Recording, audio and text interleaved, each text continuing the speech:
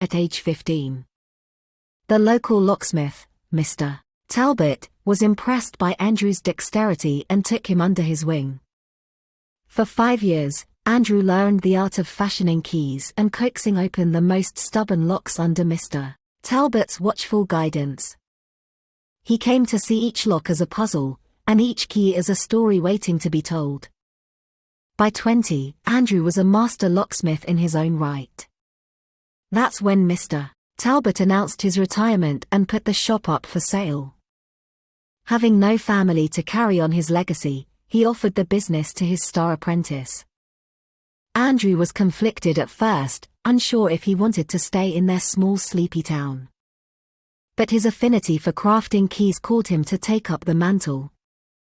Soon a faded wooden sign reading, "Andrew's Lock and Key," hung over the little storefront. At first, business was slow. But Andrew's skill with even the most temperamental locks quickly spread. Soon he was called upon to open jammed antique chests, vaults at the old bank downtown, even a time capsule buried decades ago in a cornerstone. Andrew approached each job methodically, studying the unique mechanism until divining just the right key. He found he could visualize how the internal pins, levers, and springs fit together simply by touch. In this way, the hidden became tangible. 8 years passed contentedly as Andrew eked out a living for himself. In his spare time, he crafted ornate original keys just for the joy of it. People in town came to see him as a kindly if eccentric fixture, often stopping to admire the curious keys displayed in his front window. Then late one night as Andrew was closing up shop, the phone rang. An anxious man asked if he made house calls. He needed a locksmith urgently, but insisted on discretion. Andrew gathered a few tools into his leather case and set off, intrigued by this mysterious midnight customer. He was led to a ramshackle Victorian mansion on the outskirts of town. Odd symbols marked the wrought iron gate as it creaked open. The massive oak door groaned inward, revealing a man even older than the house itself. Milo was his name. He was clearly wealthy, draped in an oriental robe and leaning on an ivory cane. But his eyes retained a youthful spark. Milo explained that he wished to access a secret room in the mansion left locked by its previous owner ages ago. If anyone could unlock its secrets, it was Andrew. Intrigued by the challenge, Andrew agreed to help. The room in question was in the manor's dustiest wing. Strange characters lined the doorframe, seeming to whisper and move in the candlelight. Andrew reached out his hands to examine the lock's mechanism. An electric shock jolted his fingertips. He recoiled in confusion. Where a normal keyhole should be was a perfect hexagonal socket lined with metals unknown to him.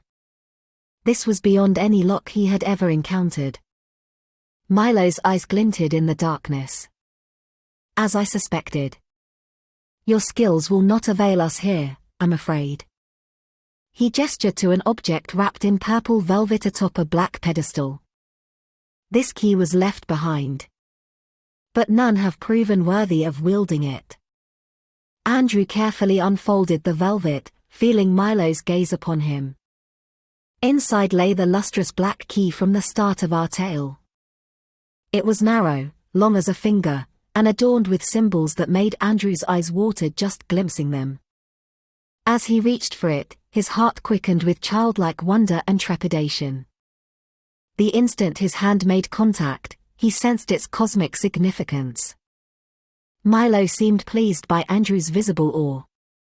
"Yes, an artifact worthy of your talents. See if you can unlock the mysteries the previous owner apparently died protecting."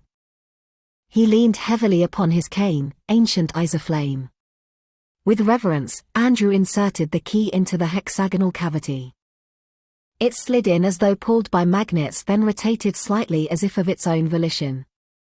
A resonant hum vibrated the walls as arcane glyphs on the doorframe began to glow, mirrored on the key itself. With a deafening screech, the dusty old door slowly opened inward. A strange cold wind rushed out, extinguishing candles and chilling Andrew to his core. Whatever lay within the hidden space felt unnatural, dangerous even. Milo clapped his hands gleefully, apparently oblivious to the room's ominous air. He shuffled inside, gesturing for Andrew to follow with the key.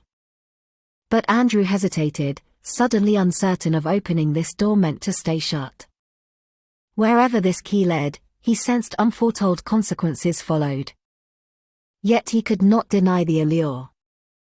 Swallowing hard, Andrew stepped over the threshold, mystified by what he saw within. The windowless chamber appeared far larger than the mansion could contain.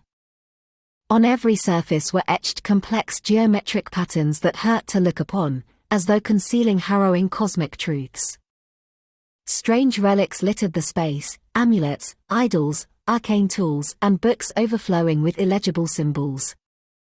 In the room's center sat a circle of 7 obsidian thrones carved with abstract entities both terrifying and mesmerizing. This was no earthly library or reliquary. Milo had a wicked gleam in his eyes that unsettled Andrew deeply.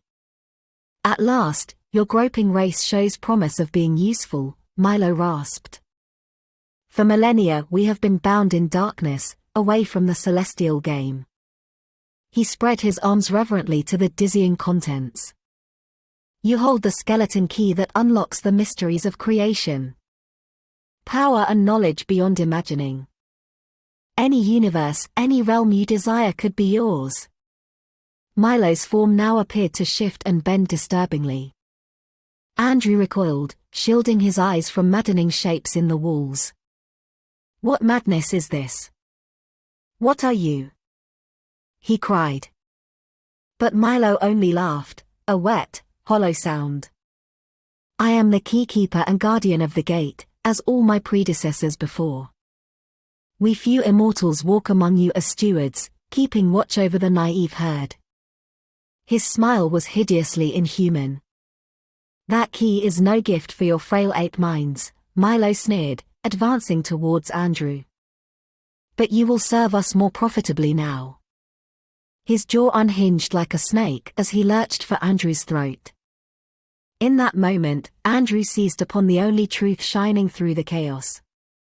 He did not belong here. With a roar, he turned and slammed the terrifying door, twisting the key with all his strength. Blinding rays seared through cracks as eldritch shapes screamed from within, boiling through the shields that confined their madness. Andrew's hands blistered and charred as the key glowed red-hot, reality itself seeming to convulse wildly. Then silence. Panting and sobbing, Andrew collapsed on the dusty floor outside the once again sealed door. The eldritch key had cracked down its length, rendered powerless. Milo and whatever other he served were again banished to the dark. Yet Andrew knew, this would not be the last key or portal to open onto such cosmic madness. Evil so ancient has no mortal form. It lurks, waiting for the doors we build from fear or longing. In the decades since, Andrew destroyed the key's remains and hid all evidence of that profane room. He sealed shut the front gate of the decrepit mansion for good measure. Some doors should never be opened, some locks left undisturbed. Now white-haired and frail, Andrew no longer practices his old craft, the passion for keys having long faded. But he watches warily as newer generations forget the dangers of meddling with power, knowledge or relics they do not comprehend. He knows the true lock and key lie within, the unguarded mind, the obsessive heart. These open pathways to darkness no ward can keep out. Only wisdom guards against what should not be unleashed. So Andrew offers a whispered warning to any who would seek forbidden keys: beware the doors you open in pursuit of secrets. Worlds of madness wait within. Well, that certainly took some dark twists. I aim to craft an allegorical tale warning against the temptation to access dangerous knowledge, especially through supernatural or unethical means. Hopefully it provides some food for thought, or just a chill up the spine. Please let me know what you think of the story and how I can improve. Your feedback is so valuable. Thanks for listening.